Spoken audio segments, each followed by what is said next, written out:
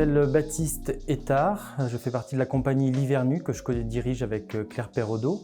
Et j'interviens aujourd'hui sur la question de l'acteur marionnettiste. C'est sur le tas que je me suis formé, sur des spectacles. Et ensuite, j'ai fait d'autres créations en marionnette. Dans l'acteur marionnettiste, je trouve que la partition de l'acteur est importante. Et ensuite, il y a tout le rapport à l'objet, à la marionnette. Et sachant que la marionnette, il n'y en a pas une, il y a plein de formes de marionnettes différentes. Et les techniques vont être très différentes d'une marionnette à l'autre. Donc j'aurais envie de dire qu'il y a autant d'acteurs marionnettistes que de formats de marionnettes. Voilà.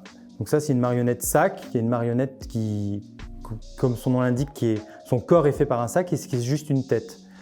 Nathan, qui est une marionnette qui joue dans le dernier spectacle de la compagnie, qui est Sauvage ou les enfants du fleuve. Après, il y en a plein d'autres, que ce soit les marionnettes à gaine, les marionnettes à fil. Et toutes ces techniques-là vont être des apprentissages assez différents. Même si le principe de base, c'est un acteur qui manipule un objet marionnettique et ce qui va créer un rapport avec cet objet marionnettique. Que ce soit une fiction, lui faire raconter une histoire, ou que ce soit des émotions et que les spectateurs vont pouvoir ressentir. J'ai une formation d'acteur en fait. J'ai démarré au collège d'abord, en Lozère, et je suis allé faire un lycée A3 Théâtre à l'époque, donc ça doit correspondre à spécialité théâtre maintenant. Puis le Samovar, où j'ai fait une formation pluridisciplinaire en acteur, de théâtre de texte, théâtre gestuel.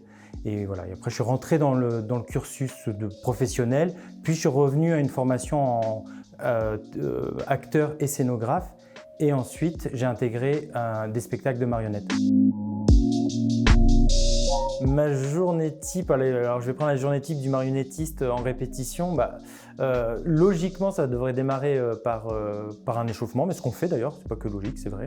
On s'échauffe, on prend un temps, que ce soit échauffement physique, vocal, et ensuite la répétition démarre. Donc ou bien on est avec avec l'acteur avec qui on travaille, le marionnettiste avec qui on travaille, et puis on travaille des scènes à deux, et puis après on fait les propositions au metteur en scène.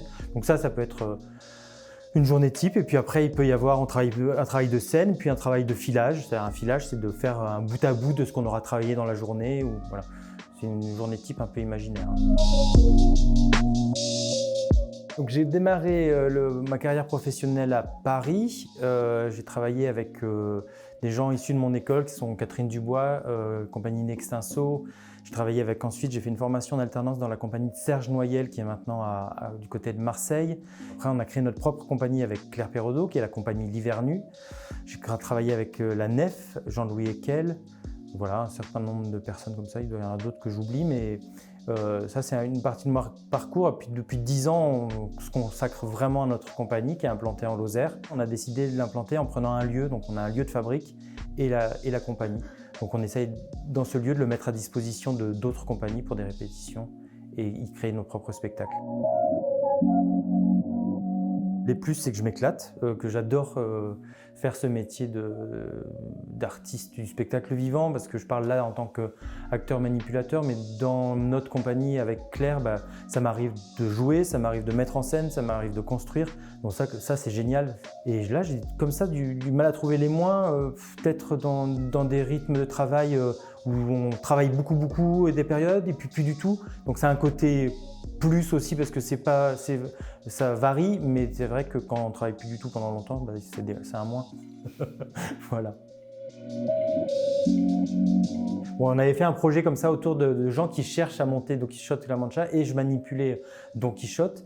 Et j'ai un souvenir comme ça où c'est sur ce spectacle-là, la marionnette me prenait en compte à un moment donné. Donc je manipulais la marionnette, mais elle me parlait. Et donc voilà, c'est pour moi un moment fort de rencontre avec Don Quichotte de la Mancha. Voilà.